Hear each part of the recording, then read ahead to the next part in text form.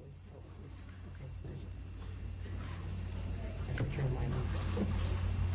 Okay. Well, you guys have put in a tremendous amount of time and concentration into this weekend. I'm happy to say that we will soon have a mental break or a mental breakdown, I'm not sure. But this is our final session of the weekend. And the speaker we have today first came to Northwood University to address this topic back in 2003, shortly before the United States invaded Iraq.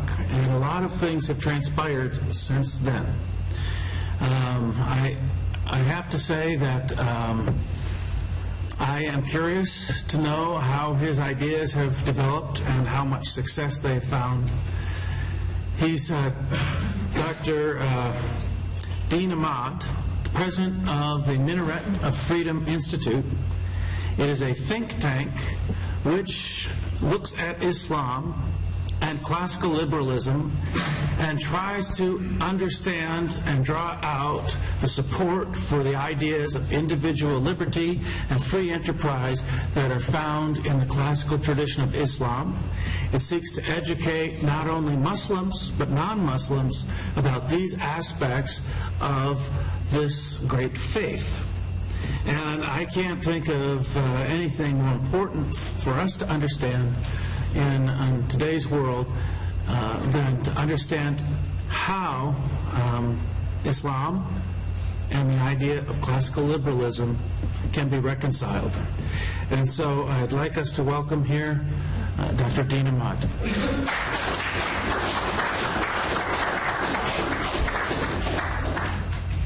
Thank you. Allow me to begin with the traditional Muslim greeting, Assalamu alaikum, peace be upon you. When I know you came here to hear about the relationship of Islam and ideas about freedom, and that's what I'm going to talk about. But I want to start by pointing out that a comment made by the famous humorist Mr. Dooley, who said, "It ain't what you don't know that hurts you so much as what you know but ain't so." And I don't know of any field in which this is more true than with regards to Islam. I don't know of anything so tragically misunderstood, where people think they know things and do not. So I have to start out, before I can build, I have to first clear the grounds. And to do that, I'm going to have to start by making a comment about theology. And again, I know you expected to hear about Islamic civilization and ideas rather than theology, but it is true that in Islamic civilization, religion plays an extremely central role. And so there's a certain minimum that you have to know about the religion. And it's not that much, so your patience will not be tried. Fortunately, Islam is theologically an extremely simple religion. Don't need to wrestle with subtleties like the Trinity or memorizing a pantheon of gods or anything like that. The Islamic belief is centered on what is called the Shahada, the declaration of the faith. And in fact, by definition, a person who says this, believing it to be true and understanding what it means, is by definition a Muslim. And that declaration of the faith is, in Arabic, Ashhadu an la ilaha illallah, Ashhadu anna Muhammadan Rasulullah, which means I bear witness that there's none worthy of worship but God, and I bear witness that Muhammad is the messenger of God. These two, this compound statement, two ideas, are the soul of Islam. The first part, that nothing is worthy of worship except God, and here God, Allah in Arabic, is the name in Arabic of the God of Abraham. So one of the first things we've got to clear out is the idea that Muslims worship a different God. Arab speakers worship Allah, whether they're Jews, Christians, or Muslims, just like French speakers worship Dieu, and German speakers worship Gott, and Russian speakers worship Bog. It's a word in their languages, respective languages, but for all the people of the Abrahamic faith, they are talking about the God of Abraham. Islam, like Judaism and Christianity, is a monotheistic religion. But that monotheism in Islam is perhaps more uncompromising than the other faiths. Christianity is definitely a monotheistic religion. The Nicene Creed is that there is only one God, but that one God has three persons. In Islam, it's one God, period, end of thought. For the Jews, there's only one God, and the Jews do not believe in a Trinity. But the Jews believe that God has a favored people, whereas for the Muslim view is that God doesn't play favorites. All of his creation is equal in his eyes, except as far as mankind is concerned, we differ by our piety. In other words, how good we behave. That's what marks one person as against another.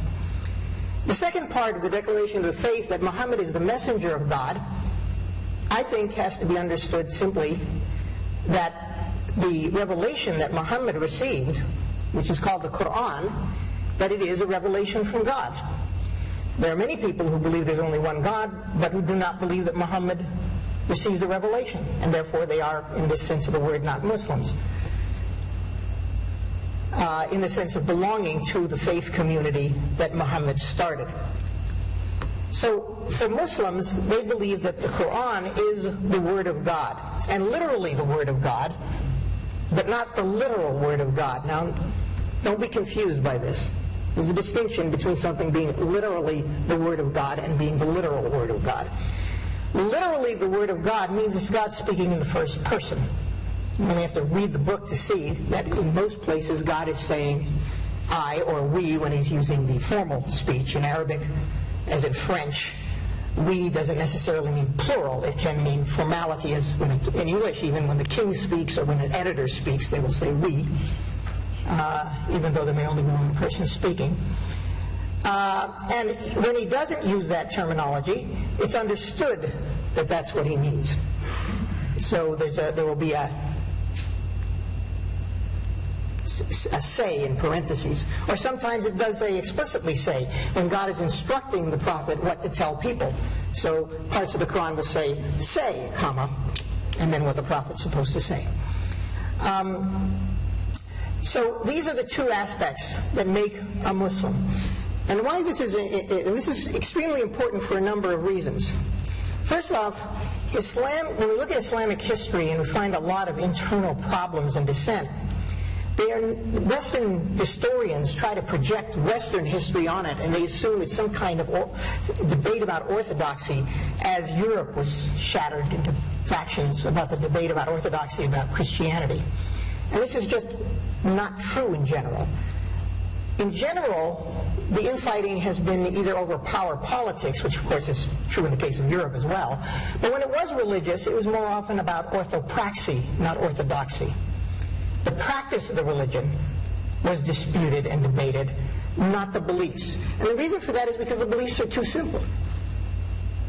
We believe that there's only one God, and Muhammad is the messenger of God. What is there to argue about?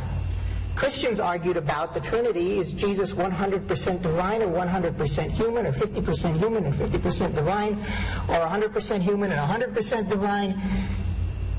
We just don't have arguments like that in Islam. The questions don't come up. But there are questions about, well, if you're going to be judged on the Day of Judgment on the basis of what you do, what is the right thing to do? And that's where the conflict arises. There's another reason that's important, especially for our topic, and that is that the very Shahada itself, to me, says something about the notion of freedom. When you say and believe that nothing is worthy of worship except God, you are declaring that nothing should come between the individual and the Lord. That one is directly responsible to the Creator. And thus it should come as no surprise that in Islam there's no priesthood. Everyone is directly responsible to God. Everyone is expected to acquire the direct knowledge.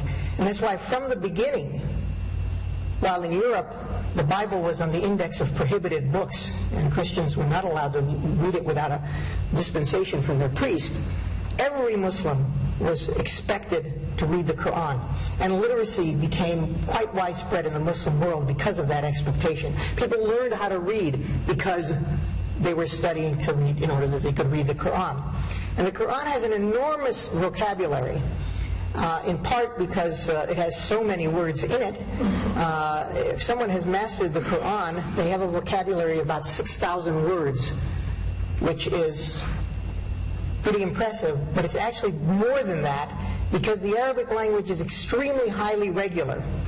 All words except for the particles, words like the and of and to and hey, all the words except the particles, the verbs, the adverbs, the adjectives, the nouns, they all come from a verb root of 3 or 4 letters, and they are derived by quite strict rules about how you derive these words. So that means if you learn one root word in Arabic and you're familiar with the grammar, you can figure out, make an educated guess on scores of words.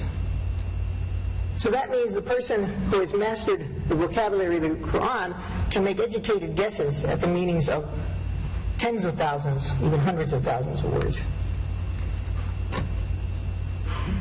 So this elimination of the priesthood raises a question, and I should have said at the beginning, let me say it now.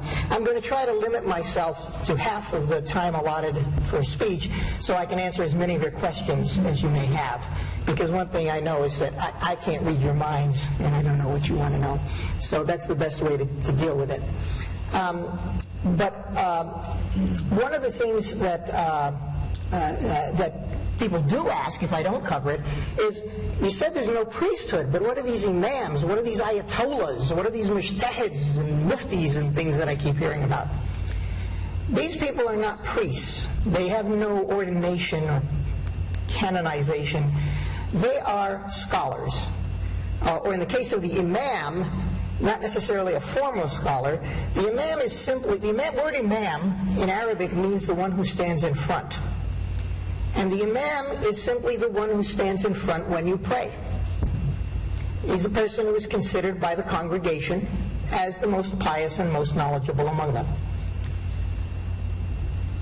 In the United States, where we do not have a state to appoint imams, the imams are selected by the congregations, and there have been some mosques where the imam has rotated from one week to another as to who would lead the Friday prayers.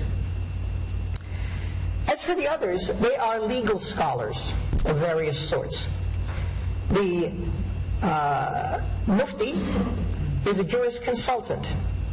He is someone who can give you an opinion on what the law is, but that opinion is non-binding, and you may choose which juris consultant you wish to ask. So if you want to know what's the right way to do a prayer, you want to know how do you make up for a missed fast, or whatever question you may have, you pick a juris consultant, you go to him, you ask your question, and he gives you an answer that is a contextual answer applicable only in your case, and which you decide whether to follow or not.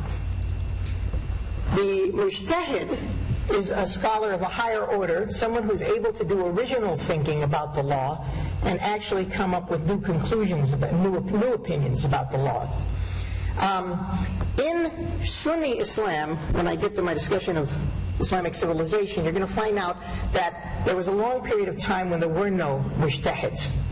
The mujtahids flourished in Sunni Islam from the very beginning of Islam until about the 15th, 16th century, and then they fell out of favor for reasons that I'm going to discuss. Among the Shias, however, they never fell out of favor, and they continued to exist. Well, who are these legal scholars, and how do they merit the name legal scholar? Think of them as the equivalent of law professors. In the Sunni world, the legal scholars get their merits, earn their props by a market system. It's sort of the way scientists, physical scientists, become recognized in the United States. And by the way, my PhD is in astrophysics. How do you get to be an astrophysicist? Well, there's two ways. One is you get a degree, a PhD in astrophysics, and people say, okay, you managed to make it through that obstacle course, you must know what you're talking about. But there are some people who do not have PhDs. They have been doing work in the field of such a high quality that other astrophysicists recognize them and credit them as being legitimate scientists. This is the way that legal scholarship is established in the Sunni world. People did original research, or they went to a school and trained and got certified and got recognized as such. In the Shia world, it's more akin to the way we do things at the in medicine in the United States, the American Medical Association. In the United States, it does not matter how much medicine you know. If you are not approved by the AMA, you can't hang up a shingle. It's illegal to practice medicine. And the Shia, who are somewhat more centralized than the Sunnis, have their union of teachers.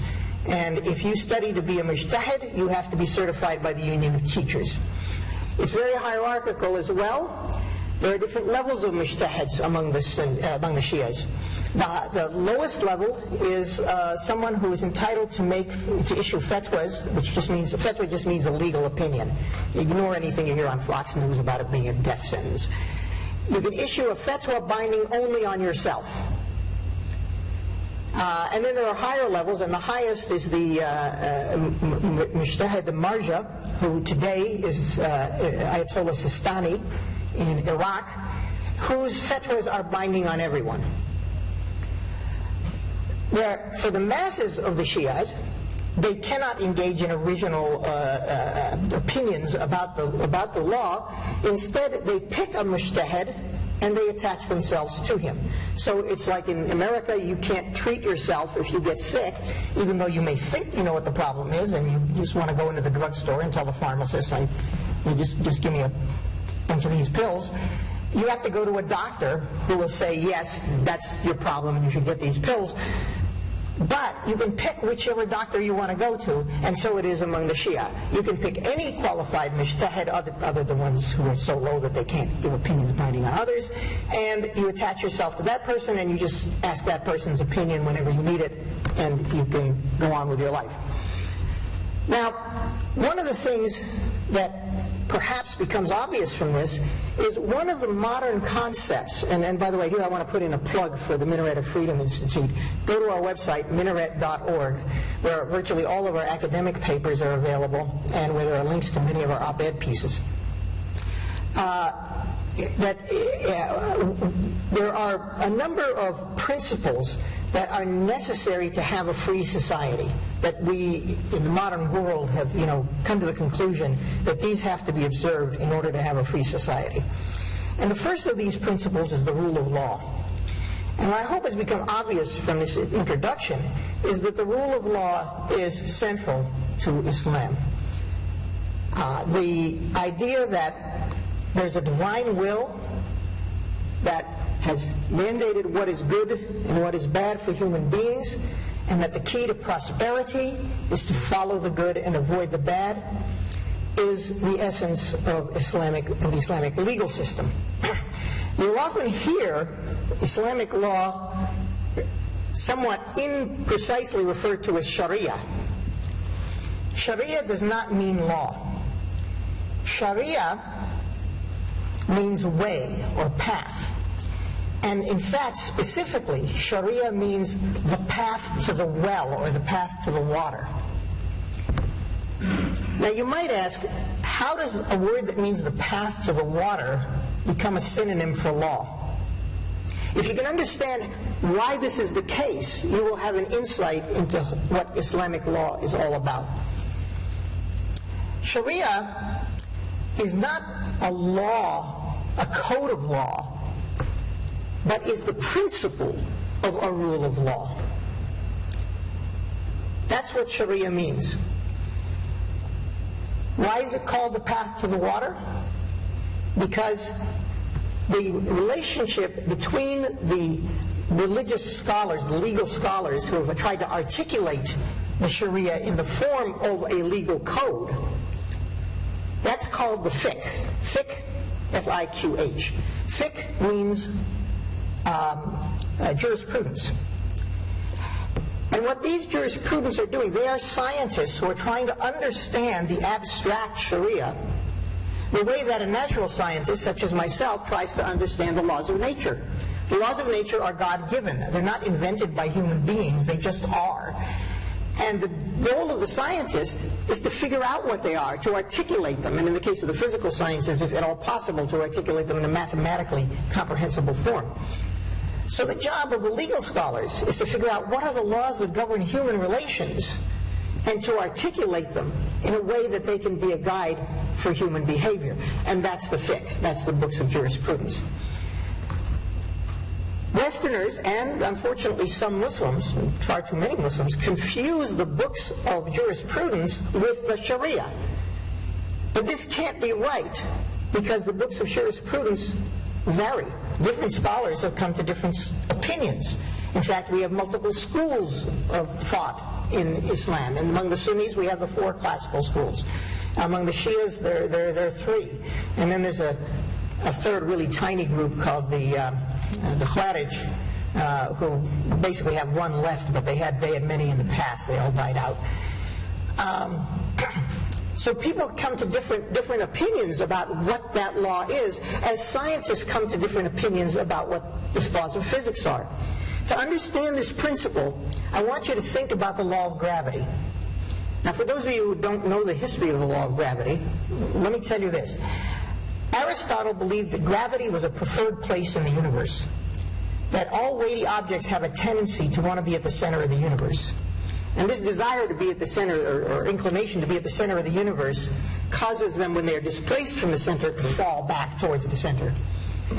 And that the 4 elements had different weights, so the earth was the one that will go most clearly to the center.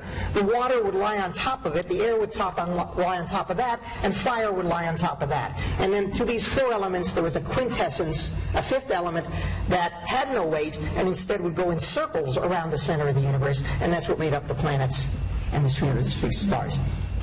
That was his theory of gravity. It was a theory. Gravity is a reality. It's the law. It's whatever God made gravity to be. We know it exists. We can feel it. We know if we're reckless about it, we can plunge to our death off a cliff. So we want to understand gravity. And this is the way he understood it. Then along came Isaac Newton, and he said, because once we realized that the Earth is not at the center of the universe, it's going in an orbit around the sun, we needed a new law of gravity, because that one wasn't working anymore. And Isaac Newton came up with a good one. He said, gravity is not a preferred place. It's a force between any 2 objects in the universe that is proportional to the product of their masses and inversely proportional to the square of the distance between them.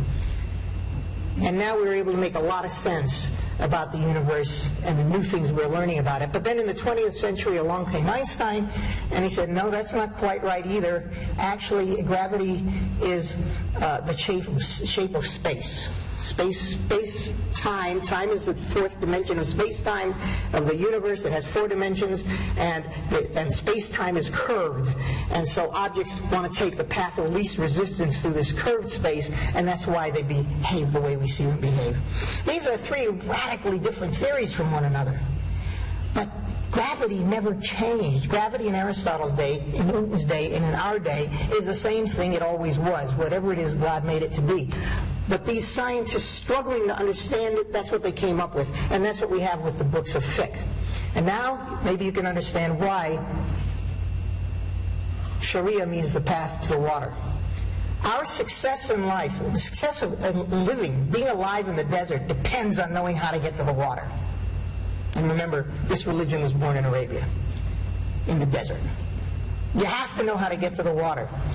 That path to the water is the Sharia. The maps of the path to the water are the fiqh. The relationship between fiqh and Sharia is like the relationship between a map and a path. And the relationship, and is analogous to the relationship between the theories of science and the laws of nature that the scientists are trying to articulate. So the first element then is the rule of law. The second element is the separation of powers. Now this may surprise you, but actually classical Islamic civilization, because modern Islamic civilization doesn't have any separation of powers. We have dictators and absolute monarchs all over the Muslim world. And even where we have some measure of republicanism, like say Turkey, we now see a ruler who's trying to go back to becoming a dictator.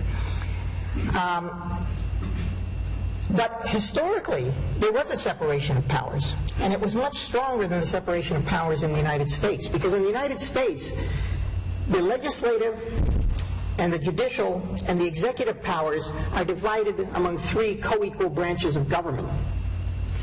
In classical Islamic civilization, the judicial power and the executive power were separated in that the judges served life terms, so that once appointed as a judge, the ruler could not dismiss you. But the legislature wasn't even part of the government. There was no legislature, as we understand it. Because as we understand it in the concept of positive law, not natural law. Our view of the legislature is their job is to write the laws, to create the laws. But to a Muslim, that would be tyranny. Human beings can't create laws. Human beings have to understand and discover laws. And that's the job of a scientist, not of a legislator.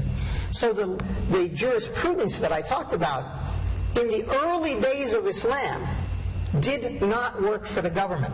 As a matter of fact, among the early political battles was the struggle between the jurists to maintain their independence and the government to try to co-opt them in order to get them to rubber stamp their actions.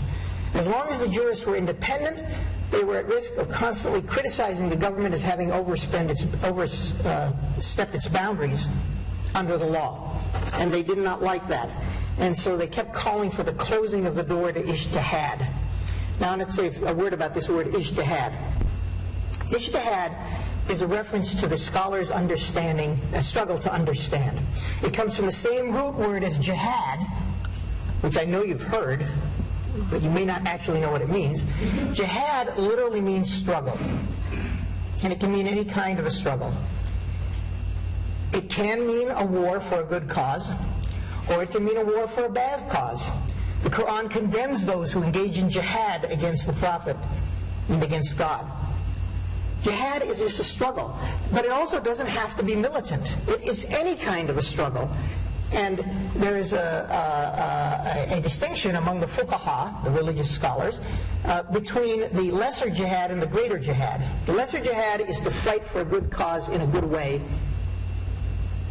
with arms. And the greater jihad is to fight against the evil tendencies within oneself. A mujtahid is someone who struggles, but not with armaments, and not just a personal internal struggle, but who struggles for knowledge, to understand these natural laws that control whether we're going to succeed or not. And here I'm going to make a brief comment about the word succeed. In the call to prayer, the mu'adhin, the man who calls people from the minaret, calls out, Hayya ala salah, hayya ala falah. Come to prayer, come to success. And this word falah is understood to mean success in this life and the next. So for the Muslim, the code of right action is not just a key to getting into paradise, but is a key to succeeding in this life as well.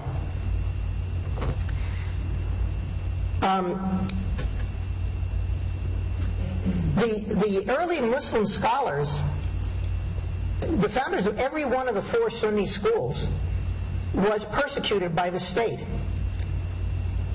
Abu Hanifa, founder of the Hanafi school, which is the most common school in the Muslim world. It dominates India and Indonesia, South Asia and Southeast Asia. And for those of you who think that Islam is an Arab religion, only about 15% of Muslims are Arab.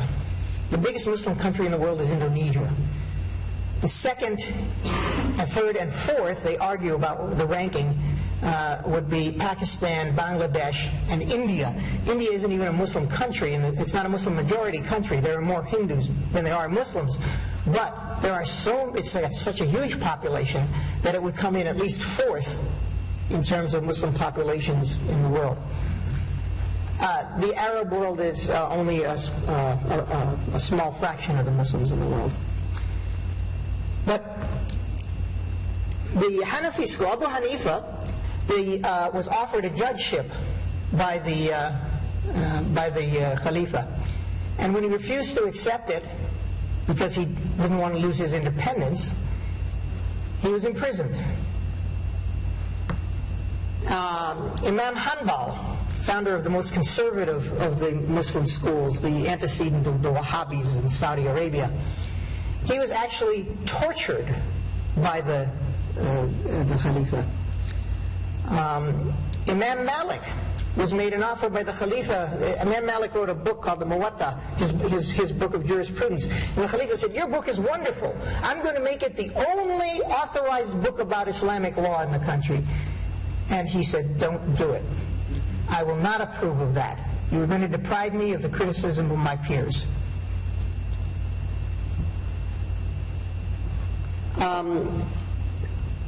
So the scholars were totally independent.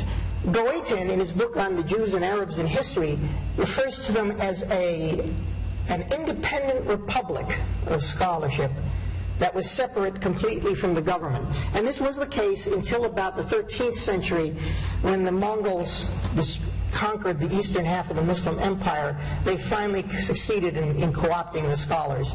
Of course, the Mongols were not Muslims when they conquered it, but within 100 years they had converted to Islam. This, by the way, repeats itself in Islamic history. People who say Islam is the religion of the sword don't know their history. The fact is that, number one, when Muslims conquered lands, and they didn't force people to convert by and large. But number two, when they were conquered, the conquerors ended up converting. In the case of the Mongols, in the case of some of the Crusaders, and if you're looking at the growth of Islam in the West today, the same thing may be happening again after the colonial era. But that's a side note. I'm talking about the separation of powers. And also, let's talk about tolerance. Now, I'm not going to claim, and it would be silly, to say that Islam had reached the pinnacle of libertarian thinking. Just as it would be silly to say that the Muslim scientists had achieved everything there was to know about science. I'm talking about the physical sciences now. But Islam did have a flourishing physical science. When Europe was in the Dark Ages, it was the Muslims who were developing algebra, trigonometry, astronomy, and chemistry. They called it alchemy back then, but they were measuring the specific weights of the different elements and producing the data that would eventually be organized as the periodic table. They were measuring the circumference of the Earth. They were criticizing Ptolemy's theory, not because it was heliocentric. They accepted the geocentricity because of the physics problem. They accepted Aristotle's theory of gravity, but about the idea that the planets had equants and they were offset from this, that they had a very complicated pattern. I'm not going to go into it. It's too complicated. But if you study Ptolemy's theory, you'll see it's very complicated. They reduced it to just a set of epicycles, and that theory was so clean that not only was it then adopted by Copernicus years later, but Copernicus then took the step of switching the positions of the sun and the Earth to make the sun at the center, which was easy to do in the Muslims' theory, but would have been impossible to do under Ptolemy's theory. So the Muslims didn't discover this. They didn't discover all the discoveries of modern science, but they did develop a modern scientific attitude in the way they did science. And those of you interested, I published a book called Signs in the Heavens, where you can look at the details of that. My point is this, that when Europe was in the Dark Ages, Islam was not only doing scientific achievements, but they were also making great strides in law and political theory, and especially in matters of tolerance. Where was the most tolerant place in Europe during the time from the 8th to the 15th century? It was Spain. Spain was under the Muslims. In Spain, Jews and Christians flourished. They actually did somewhat better than the Muslim population, not because the Muslims favored them in some special way, but the way minority groups, once allowed to thrive, tend to outpace the native dominant group, as in the United States. Asians, the new immigrant Muslims, lots of other minority groups are doing really well in the United States compared to the Anglo-American population. The exception is the African Americans, but they're the exception because they were enslaved and still haven't been able to overcome all the disadvantages that was imposed on the community by that. The ones who are given an equal shot, the recent immigrants, they tend to do better than the long-standing natives here. Well, that was the case in Spain. So there was no special preference given to the Christians and the Jews. In fact, they were really second-class citizens in many respects. For example, they could not be the Khalifa. However, they could be the prime minister. And often there were Jewish prime ministers under the Muslims. And the prime minister was the one who actually had the executive power. But the point is that was where the tolerance was in Europe. When the Christians took Spain back, when Ferdinand and Isabella reconquered Spain, and they kicked out the Jews, and then soon afterwards the Muslims, well, the Muslims went to the Ottoman world for obvious reasons. Where did the Jews go? They didn't go to Europe. They also went to the Turkish lands. Why? The Sultan of Turkey sent an invitation to every rabbi in Spain. I believe they'd been given 18 months to leave. I'm not sure. Don't quote me on that. But they were given a certain period of time. They had to leave or they'd be killed. And he sent an invitation to every rabbi saying, come to our land where we will guarantee you the right to work, the right to raise your family, and the right to practice your religion as you see fit. He didn't offer them political rights. He didn't say you're going to be an equal citizen and you'll vote and you can be the Khalifa. He said, you'll be able to live your life with your family, you'll be able to work, and you'll be able to practice your religion. And they did. I visited a little museum in Turkey. It's a Jewish museum in Istanbul, and if you're ever in Istanbul, I strongly recommend you check it out.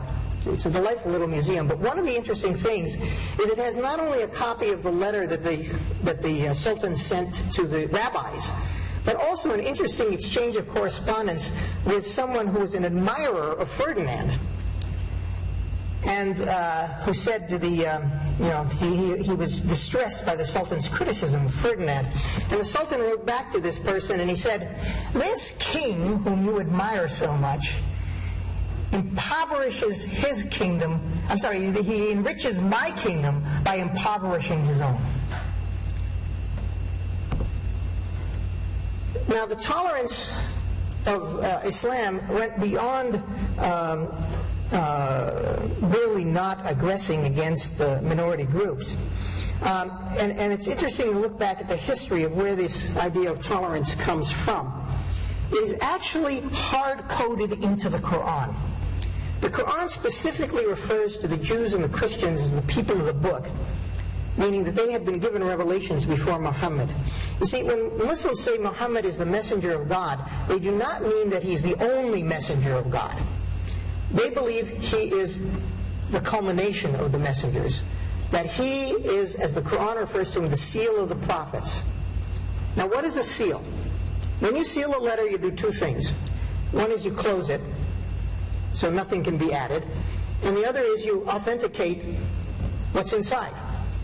So by saying Muhammad is the seal of the prophets, it's saying that he authenticated the prophets who came before him, and that he's the last one. There's not going to be another one after him. Now, if he's the last prophet, and by the way, the Quran not only mentions many of the prophets in the Bible by name, Moses is mentioned much more often than Muhammad is. Jesus is mentioned several times, peace be upon all of them. But the Quran says we sent to every people a prophet. Why? Because God would not leave people without guidance. Well, if God's not going to leave people without guidance, what does it say about future generations if Muhammad is the last prophet? Muhammad himself was asked this, and in a book of prophetic sayings called the Hadith. This is not the Quran, which is the Word of God, but this is Hadith, the sayings of the Prophet himself and his companions. In the book of Hadith, the Prophet was asked this question, and he said that the scholars are the heirs of the prophets, that mankind had reached its maturity, And from now on, God will no longer send you people to just give you the direct message. The Quran will be preserved, and from now on you will use your brain to figure out what's right and what's wrong as new things come up. And thus the origin of the mujtahids, the scholars who are to deal with new issues as they come up and to be able to answer questions. So for example, question, we know in the Quran, alcohol is prohibited. Actually it says wine is prohibited, but we understand wine is an intoxicant and that's why it's prohibited. So, how do you feel about heroin, opium, and morphine? Well, again, scholars have calculated and said, well, it's like wine. So unless you're using it for a medicinal purpose, it's also prohibited. Sometimes the scholars would make mistakes and they'd be corrected by the masses. When coffee was invented by a Muslim, by the way, it was an Ethiopian man, a goat herder, who wanted to stay up all night for the Taraweeh prayers, these prayers they pray during Ramadan, all-night prayers. And he wanted to stay up, and he was afraid he'd fall asleep, but he noticed that when his goats ate this black berry, they would stay up all night frolicking. So he picked the berries, and he dried them, and he made this strong tea out of it. And he found that not only did it help him to stay awake, but he and his friends loved the flavor. And that was coffee. But the fuqaha said, now, oh, wait a minute. This is acting directly on the central nervous system the same way wine does. And initially they said, this is prohibited. It's not allowed. But people continued to use it.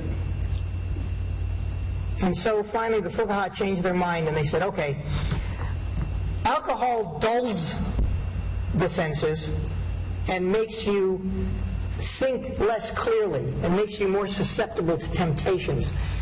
And it's the door to many evils. People get drunk and then they beat their wife, or they commit adultery, or nowadays would say they kill people on the road. Whereas when you drink coffee, it has the opposite effect. So they said, okay, so we're going to say coffee is not analogous to wine, and it doesn't apply to wine the way it would apply to whiskey or other things. But this raises an interesting question. Since wine for them, let's just talk about wine. Wine is absolutely prohibited to Muslims. But Christians and Jews use it in their religious services. For Christians, it's an essential part of communion. And Jews use it in the Seder observance. So, what do Muslims do about that? And the answer is they tolerate it. It's not the same thing as liking it. They don't approve. They don't say, oh, that's good. Glad you're using wine. They say, that's your religion, you're responsible before the Almighty. On the Day of Judgment, you're going to have to explain what you did. No business of ours. Just don't go, don't be drunk in public. But if you want to use it in religious services, if you want to use it at Seder dinner, And then, whereas, of course, usually the wine was handled by the private sector, so it was not an issue. But in those cases where there was a minister of wine, they would just appoint a Jew or a Christian to be the minister of wine, so a Muslim wouldn't have to have anything to do with it. Now, now all of these great scholars are working in this period of time up until about the 15th or 16th century, and I think they culminated with one of the most amazing people, a man named Ibn Khaldun. And I strongly urge you to get a copy of Rosenthal's decent translation of the Muqaddimah. Ibn Khaldun was technically a historian, but he did history in a new way. And he has been called by subsequent sociologists the father of sociology. He wanted to write a book that was a history of the Arabs. And in those days, when you wrote a book, it was the custom that you would write a short introduction. And introduction in Arabic is the word muqaddimah. So you'd write a muqaddimah of a few paragraphs or a few pages. His muqaddimah turned out to be 3 volumes long and has become more famous and more remembered than the history itself. The Muqaddimah of Ibn Khaldun is a tour de force in which he says, look, history is not just a bunch of anecdotes that we tell each other. There are forces at work in history. Civilizations rise up, mature, and become senile the way human beings do. And there are reasons for this.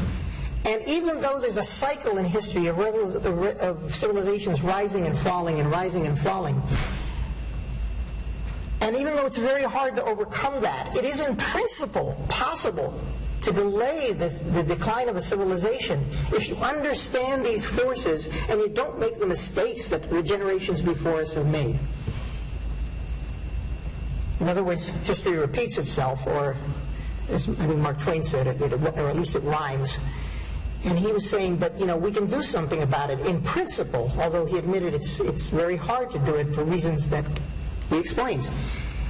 When a new civilization arises, it's established by people that he called of Bedouin inclinations. By that he meant they were people who had no taste for luxury. And certainly among the Arabs, they were literally Bedouins. They would come in, and they weren't interested in things for themselves. They had what he called asabiyah. Asabiyah means essentially social solidarity. People wanted to do, the rulers wanted to do what was best for their group. And they would establish good policies, and because of those good policies, the civilization would succeed. And their children, and their grandchildren, and their great-grandchildren would be raised in luxury because of the success of the civilization.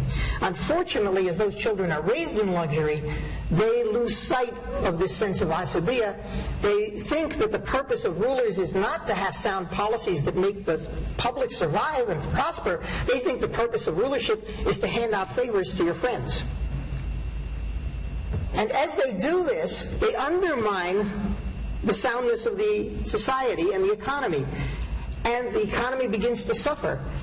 And they suddenly find themselves in a situation where their tax revenues can't meet their expenditures. And so what do? They raise taxes. But one of the sound policies of the forefathers was to have low taxes.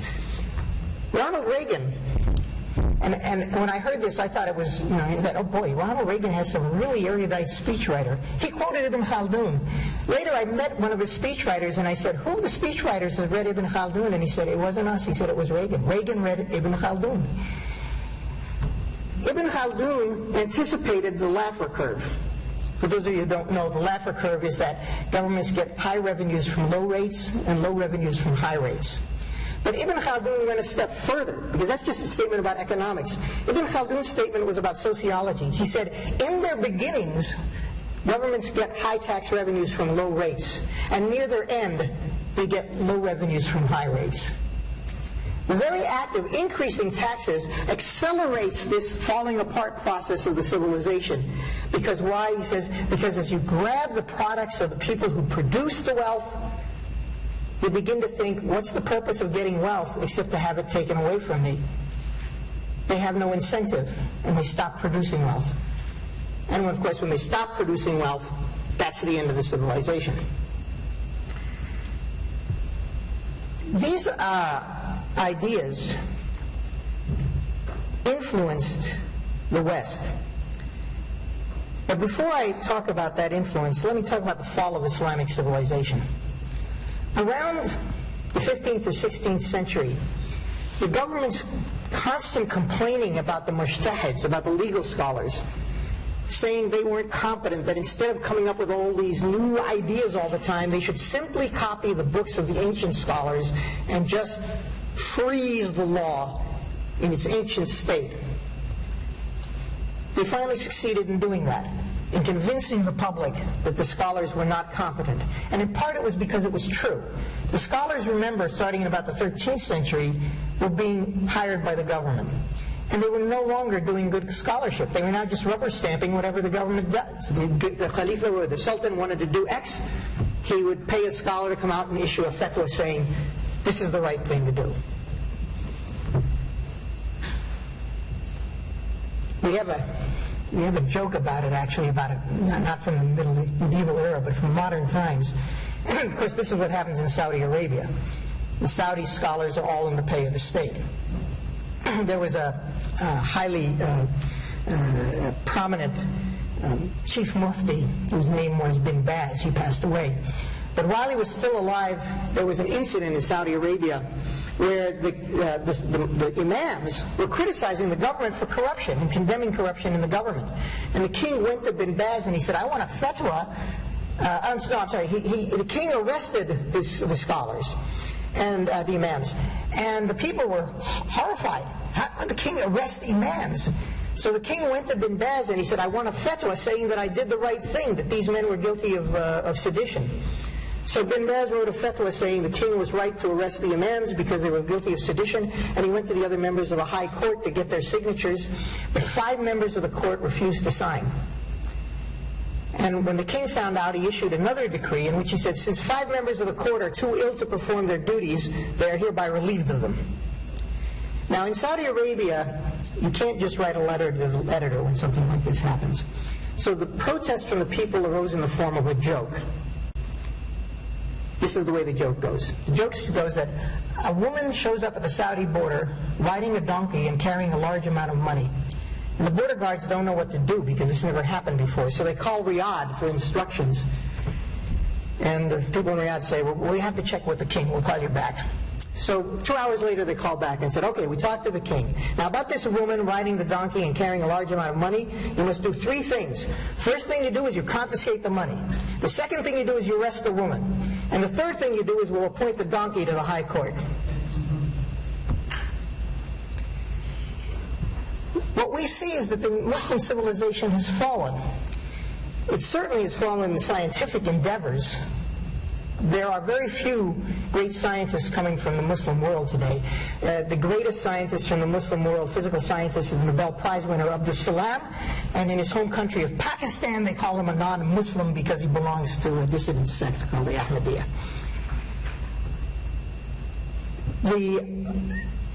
Why did it fall? Why did it get to this position? And it became because they abandoned the principle of ijtihad, of original critical thinking. Islamic law has 4 parts to it. It's founded, of course, on the Quran. For a Muslim, that's the word of God, so obviously if God says this is the law, that's the law. But there's very little legal statements in the Quran. It's mostly a matter of general principles and inspiration. So what else do you have to go on? Well, the second thing is the Sunnah, or the practice of the Prophet, peace be upon him. If the Prophet did something, then that becomes part of the law. But you don't want to just imitate what the Prophet did because that was contextual. You want to understand the principles and apply it in your own case. So the third element is the consensus. It's called ijma'. If Muslims agree to something, then it becomes part of the law. So Muslims disagree about whether this is consensus of the scholars or consensus of the community or a consensus of the early Muslims, but if there's an agreement, then it becomes part of the law.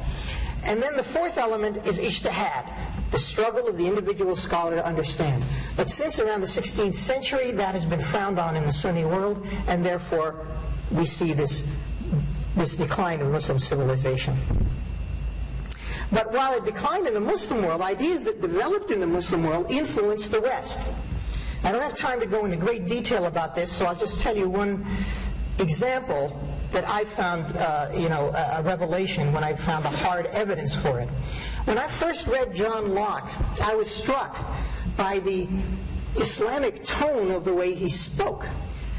People who haven't read Locke assume he's secular. But if you've actually read Locke, you know that he's talking about God-given rights. I didn't know if this was just coincidence. Great minds are running the same track, and if a Christian and a Muslim and an atheist and a Jew, study a scientific experiment, they're all going to get the same result. It doesn't matter what their religious views are. So maybe it was just some kind of coincidence. Then I read an article by George Russell in a book called Arabic Interests of 17th Century England, in which he talks about the many ways that Islamic civilization influenced the rise of scholarship in Britain. And his personal contribution to the volume was on the work of John Locke. He said that Locke, until 1671, was not an advocate of natural rights. He started out his career in philosophy as a pragmatist. And in his diary, he said, I changed my mind about these issues when I attended a party given by a professor in the College of London in 1671. Russell tracks down who this professor could possibly be, and he says that it really had to be Edwin Pocock. Pocock, in that year, translated the classic Muslim novel Hayy ibn Yaqzum by Ibn Tufayl into Latin under the title the Philosophicus Autodidactus, the self-taught philosopher. And in this book, Ibn Tufayl talks about natural rights of man and about how human beings are,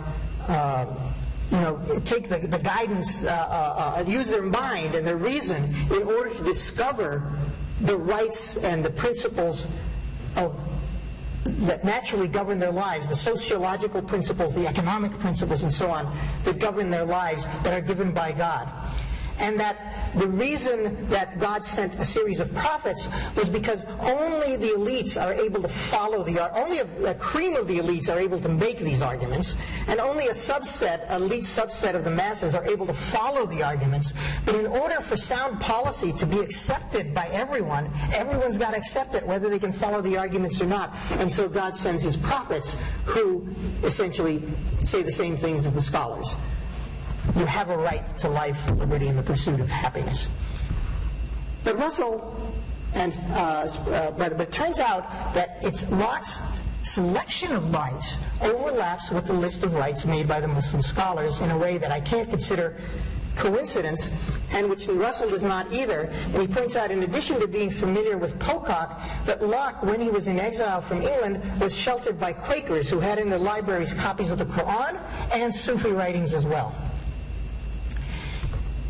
When you look at Locke's list of rights, they overlap heavily with the list of what are called the Maqasid al-Sharia. Early Muslim scholars from what we in the West call medieval times had articulated the higher purposes of the law. They said the law is not some arbitrary thing that God threw out just to give us a hard time. But the law is in order for us to be able to succeed. And in order for us to succeed, we have to recognize certain rights that we have. And the foremost of these is the right to life, because unless you're alive, you don't have any other rights. The second of these is the right to property, because unless you can control material things around you, you can't sustain your life. So there's a right to property. Another of these is the right to religion, because unless you know the difference between right and wrong, you can have all the property in the world and just use it for your own self-destruction. The fourth of these is the right to family or lineage, and the fifth is the right to dignity and health. Locke's phrase, life, liberty, and property, has life and property in it, and it has liberty, but liberty is kind of a flexible term that can include these other things.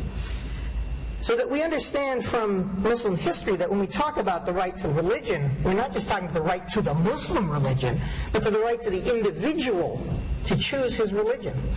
Because if he doesn't have that right, then we're putting an intermediary between the individual and God. It is interesting, by the way, and I won't spend a lot of time on this, but there are many subsidiary issues, and there's some cases where Muslim law actually is one up on even American law. My view is that people build on. I don't view history as a circle, the way Ibn Khaldun seems to see it, but kind of a spiral. We keep getting a little better, and then we get worse, and then we get a little better, and then we go down. I think that American civilization has had reached the apex. Maybe we're beginning to unravel, but in one respect, Muslim law got the better of it, and that was the issue of privacy. The issue of privacy was not established by. It's not an enumerated right it's a question about whether it's an enumerated right in the Constitution. And it was only brought up for the first time in the courts in the contraception case. Back in, I think it was the 1960s, and in which the courts ruled that a woman has a right to contraception because it's a private issue that the state can't intervene with. Islamic law recognized the right to privacy from the very beginning. The second Khalifa, Omar, brought a case in front of him in which a man accused another Muslim of drinking. And Omar said, I've known this man all my life. I've never seen him drink. And the accuser said, that's because he does it in his own house. And he said, how do you know this? He says, I was looking through his window. And Omar says, then you are the one who is in the wrong. You have no right to be spying on another person. What he does in his house is between him and God. And it's not your business nor that of the state. Now, I'm going to turn it over to the questions in just a minute. I wanted to quickly go 3 questions that get brought up all the time. People say, well, what about democracy? Okay, obviously Islamic civilization was not democratic. But you have to understand, democracy is a contested term. What does it mean? Democracy means rule by the people. Well, what does it mean for the people to rule? Does it mean that the people elect their leaders? Well, if so, the first Khalifa, Abu Bakr, was elected by the people. The story of how he got elected, in fact, has a lot in common with the American Electoral College, which is not necessarily an endorsement, but some people don't like the American Electoral College. But what happened was Abu Bakr and Umar, who ended up being the second Khalifa, happened on a meeting where after the Prophet had died, there was a debate about who was going to lead the community.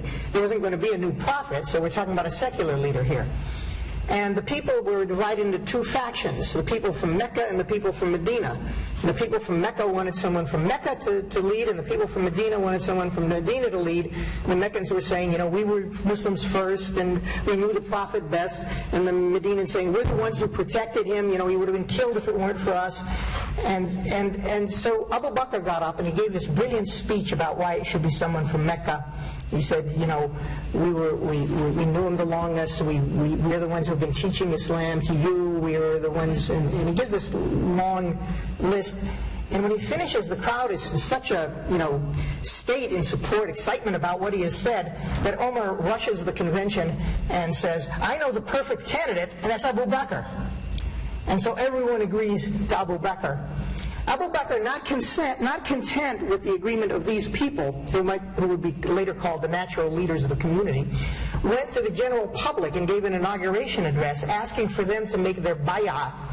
Bay'ah is a technical contract term in Islamic law. It means the handshake when you seal a bargain. When we make a contract, I'm going to sell you my car and you're going to pay me so much, we shake hands, that's it, the bargain's sealed. He wanted them to agree, because he was making a contract. He said, my contract is that I will rule justly, and your contract is that as long as I do so, you'll obey me. He said, I've been selected your Amir. Amir means commander. I've been selected your Amir even though I'm not the best of you. If I give you an order that is in accord with the Quran and the practice of the Prophet, obey me. If I give you an order that departs from the Quran and the practice of the Prophet, correct me. Because truth is righteousness and falsehood is treason. As far as I know, this is the first time in history that anyone said that anything other than this, any leader said anything other than disobeying his orders was treason. Now this was very admirable in many respects, but it was not modern democracy, even like the Electoral College, because in the Electoral College we have proper notice. This meeting, if Abu Bakr had not stumbled on this meeting, he would not have been made Khalifa.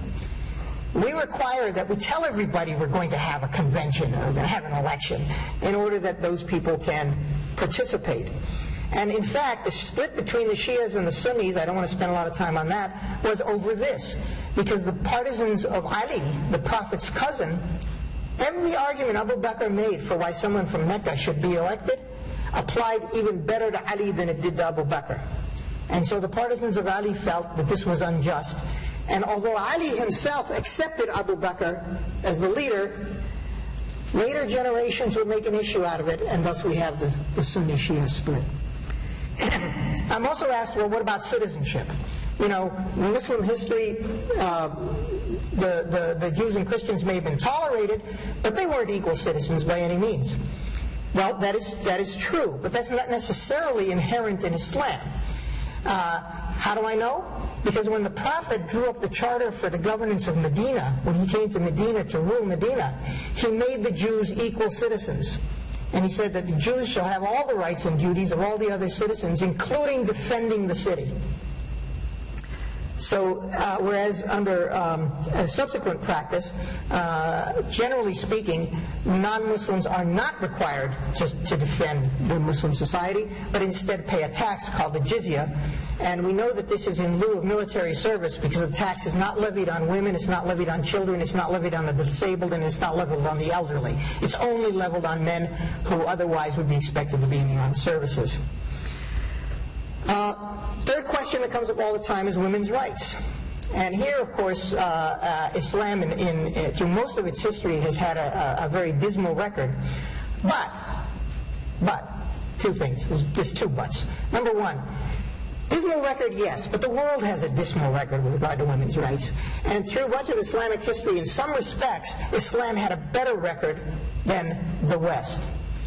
Okay, the West didn't observe segregation the way gender segregation the way most Muslim countries do and did. But Muslim women had property rights from day one. Women in Mississippi and Alabama, married women in Mississippi and Alabama, got the right to property in the 1980s. Number two, right to consent to marriage. I'm not denying that forced marriages is still a problem in the Muslim world, but in Islamic law, the consent of the bride is necessary. And this is from the beginning. And the right to divorce. Again, from the beginning. And I don't have time to get into the details of the right of divorce, but if you go to the website, minaret.org, you'll find a lot of articles on the right of women to divorce. It was interesting. I'll just tell you this one anecdote. In Egypt, there was a dispute about this. A divorce initiated by a woman was, unless it was for cause, was prohibited in Egypt. And when reformers, feminists, tried to get the law changed, there was a big backlash from people saying, oh, these are Westerners trying to change, Islam and force their ideas upon us. This law got passed because of two groups. One was women's halakha circles. Women were studying the Quran. And when they read the Quran for themselves and not letting the opinions of the modern state-owned fuqaha tell them what the Quran says, they discovered in the Quran it talks about the woman's right to initiate a divorce. The second thing was sociologists who did a study in pre-British occupied Egypt. Under the Ottomans, every case of divorce initiated by a woman was granted. Every single one. Divorce wasn't prohibited for women until the British came and the Victorians said, what is this horrible barbaric practice of letting women divorce? It's attacking the nuclear family, the very heart of modern civilization. We've got to get these people out of their barbaric practices and ban women's divorces. Over the generations, a few generations, people forgot what Islamic practice had been and assumed the British practice was in fact Islamic law. Once it was discovered and proven that it wasn't, that law quickly passed, and women now have the right to divorce under Islamic law. Okay, I've gone on somewhat longer than I intended, but I understand we're here until 5, so I'll take whatever questions you may have. I hope I gave you enough information that you can frame your questions. Yes, thank you. What's your opinion on ISIS then? Yeah. Before I tell you my opinion of ISIS, let me tell you what the opinion is of 258 Islamic scholars from around the world of varying views. These are not necessarily liberal scholars. Some of them are extremely conservative. They include the Wahhabis in Saudi Arabia, who are amongst the most conservative, the Deobandis in India. Across the spectrum, they issued a fatwa unanimously denouncing ISIL's practices as un-Islamic and anti-Islamic. And they go point by point. If you go to the Minaret of Freedom site, minaret.org, and look for the, search for the opinion of the scholars on ISIS, there's a link to the English translation of their opinion. And you will see that, on every point, they say they are violating Islamic law. Yes? My question kind of goes a bit off that. And if ISIL is so denounced by the rest of Islam, why isn't there being more done on the side of Islam to combat ISIS and where they have footholds in countries like Iraq? Yeah. Well, that has to do with a very complex and explosive political situation. When you talk to the people living under ISIS, and you ask them, as some people have gone in and done, are you happy with the way they rule? They'll say no. And you say, well, why don't you fight against them? And they say, because the government in Baghdad is worse. We have a situation where the West, America, imposed a government on the Iraqi people. It was supposed to be a democratic government, but we never really let the institutions, the civil society institutions, that would allow a democratic government to really take root. Instead, what's happened is you've had a revenge government where the Shia, who were oppressed under Saddam Hussein, there's no two ways about it, have blamed collectively the entire Sunni population and is now oppressing them. And the Sunnis are not at all happy about it. But the Shias are a majority, and Iraq is a democracy in the sense that you have majority rule. But I don't believe that a true democracy, a liberal democracy, is not just majority rule. There has to be protection of minority rights. And unfortunately, that's not in place in Iraq. And people feel that with ISIL, as long as we, we grow our beards and the women cover themselves and we say, yeah, we pledge allegiance to you, they leave us alone. Whereas the Shias will come in and kill us. And some are so extreme, they'll say, I'd rather be killed by a Sunni than a Shia. So there's just a sense of politics of identity here also as well. They understand that ISIL is really bad, but they're saying, well, if I'm going to be killed, I'd rather be killed by somebody who looks like me. It's not a nice situation, but it's a situation that I blame on Western interventionism. I'm not defending Saddam Hussein. He was horrible.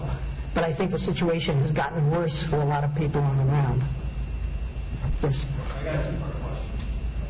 Can you explain a little bit in regards to why the caliphs consider themselves to be successors of Muhammad, and an extent, even though they're elected by whoever their people are? And second, it's my understanding that the last caliph before this current president was Ahmad, if I'm correct. That's correct, yeah. Okay. So, in what degree do you see that spill over into the Wahhabism in Saudi Arabia, and what influence do you see that type of political viewpoint in regards to what's happening now with al-Baghdadi and ISIS? Yeah. That's a really much more complicated question than it seems on the face of it, but let me try to deal with it as best I can. First off, let me correct one thing. I spoke about the relatively democratic way in which Abu Bakr was elected, but not every Khalifa has been elected that way. Historically, some have been elected by that method. Some have been appointed by their predecessor. Some have taken power by, armed rebellion and other methods.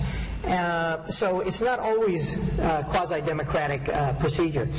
But I think that the main thing is, I think the gist of your question is, how do we justify by whatever means, the election or selection of a Khalifa to be the ruler. The different Muslims have different opinions about this. The popularity of having a caliphate for most Muslims is symbolic. They want to show Muslim unity. And under the caliphates, the central government, for example, under the Ottomans, the central government's power was pretty much focused on fighting wars and collecting taxes. And as long as your province paid its taxes and fought in the wars, they pretty much let you self-govern. So your local amirs would be the ones who were actually governing, and not the Sultan in Istanbul. So it's partly this principle of unity. How does this affect the Saudis? Well, the Saudis are actually something completely different. You'll notice the Saudis themselves haven't been calling for a caliphate. In fact, the Saudis want to be the leaders of the Muslim world. There's no two ways about it. But they've never used the term caliphate to designate that. The Saudis represent a modern development in Islamic thought. And that may sound paradoxical because they're so anti-modern in some respects. But the fact is that this idea of Salafism, as they call it, is a relatively new development.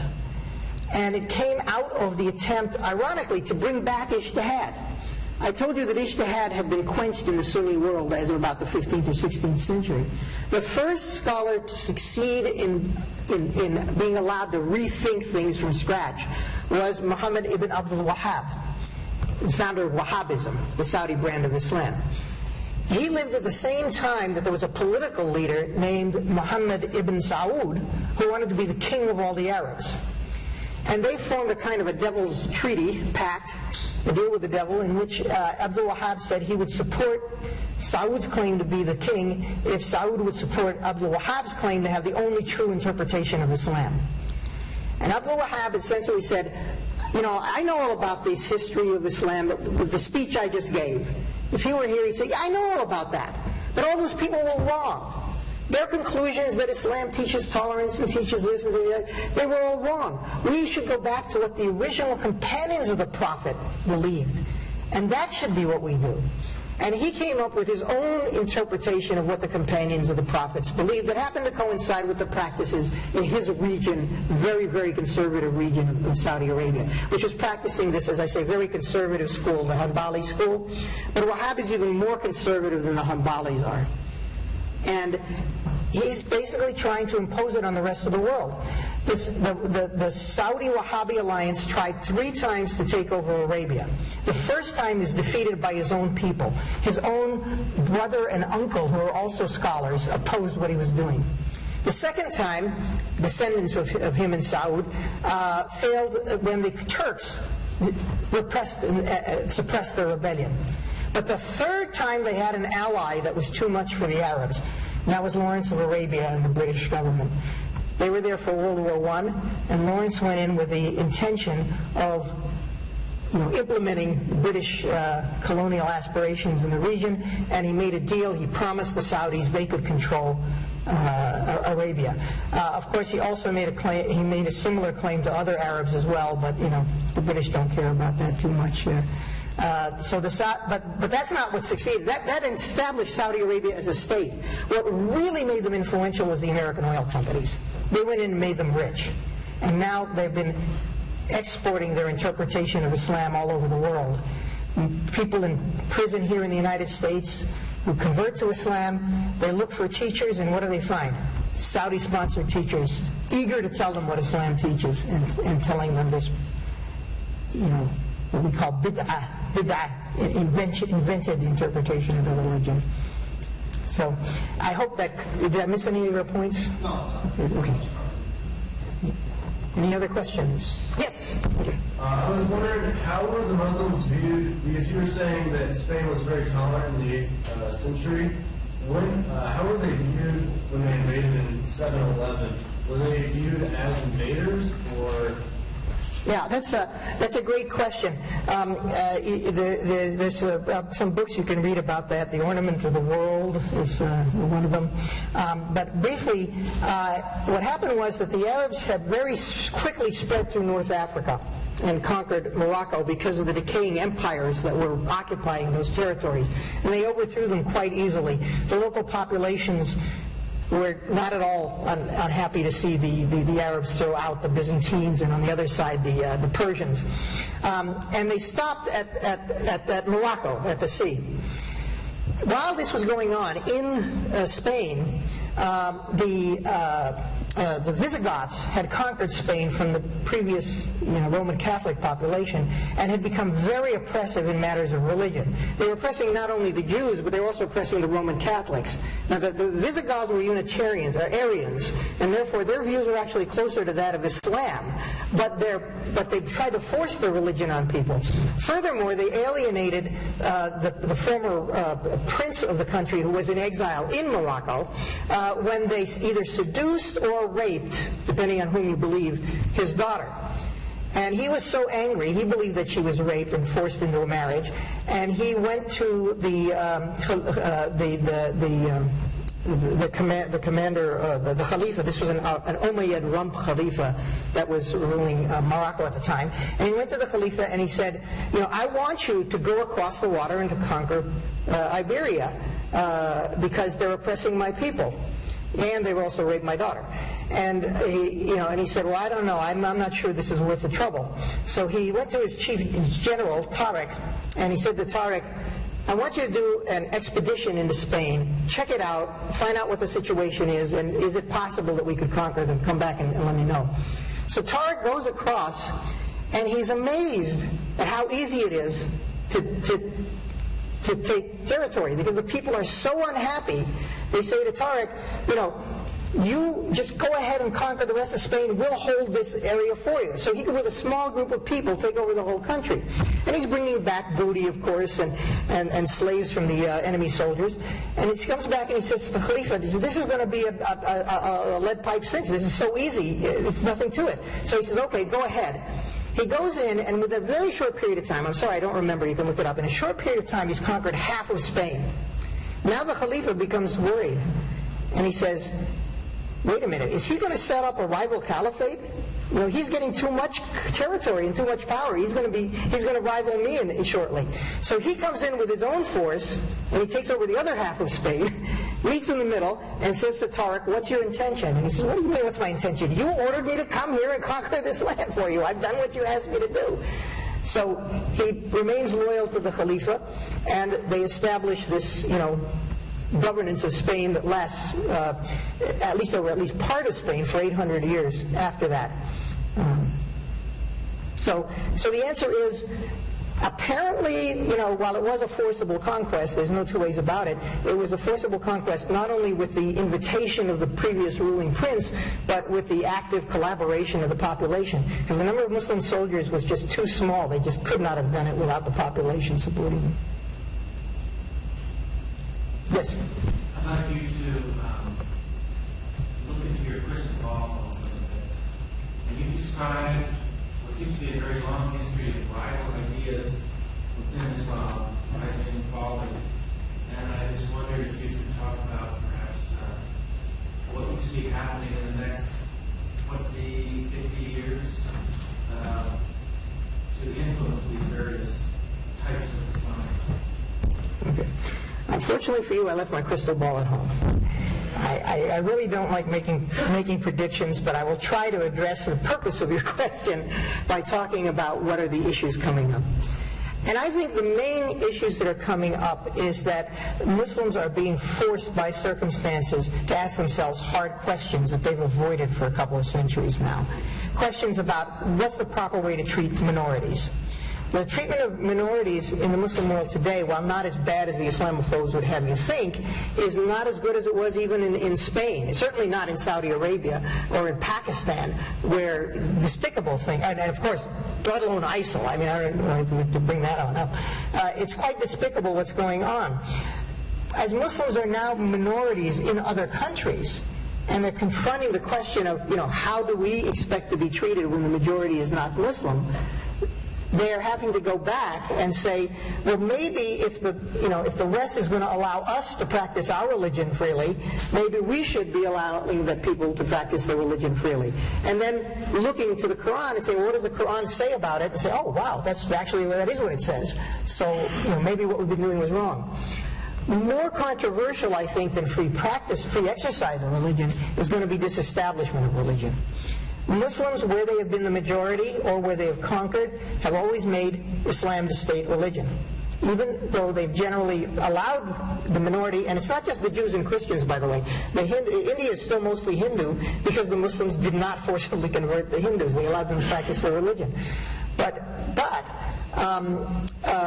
they did say it's the religion of the state. And to convince Muslims that actually the American notion of secularity, which is different from the French notion, the French believe that secularism means no manifestation of religion in public life whatsoever. Americans don't believe that. Americans believe free exercise of religion and strict neutrality of the state. That's actually a good thing. Why is it that religion is strongest in all the developed world, is strongest in the United States? Because of that notion of secularity. Why is it that religion is most pathetic in the Muslim world in Saudi Arabia? Because the entanglement of the state with religion hurts religion. You have horrible amounts of hypocrisy, and I forgot this is going to be broadcast. Oh, I've got to be careful what I say. Well, okay, I've said it. There's hypocrisy in Saudi Arabia. People who will lash a Saudi, an immigrant worker in Saudi Arabia for drinking wine, and who have well-stocked wine cellars in their homes. There's no other word for it but hypocrisy. And it's not right, and it's not helpful to religion. Why is it that the people who come to America from many parts of the Muslim world as Muslims become more pious when they get here, become more observant? I'll just give you one anecdote to prove my point. There was an Eid holiday festival. The high holiday of Islam celebrates the sacrifice of Abraham, that he was willing to sacrifice his son, and God spared him that and substituted a ram. A woman gave this lovely lecture about the importance of sacrifice and the meaning of the history and all this. And I was enjoying it with the rest of the audience, and an Egyptian man next to me turned to me and said, "There's not a single Muslim country in the world that will allow her to give this speech." And I thought, what? Why would that be? I mean, it's such a nice speech. And then I realized what he was saying was true. In half of them, they would accuse her of terrorism, and in the other half, they would say, "Why is a woman giving a speech?" And that people who come to the United States say the irony is we come to this totally secular country, and we are more free to practice our religion than we were in our homeland. So I'm hopeful, and I see this among the young people. That's where my hope is. It's always in the young people. The young people get it, and the only problem is they don't yet feel sure enough of themselves to fight the establishment. But you know, Thomas Kuhn, in his Structure of Scientific Revolutions, he said the way new scientific ideas become established is not that you ever persuade the older generation. It's that the older generation dies off and the new generation takes over. So that's my hope.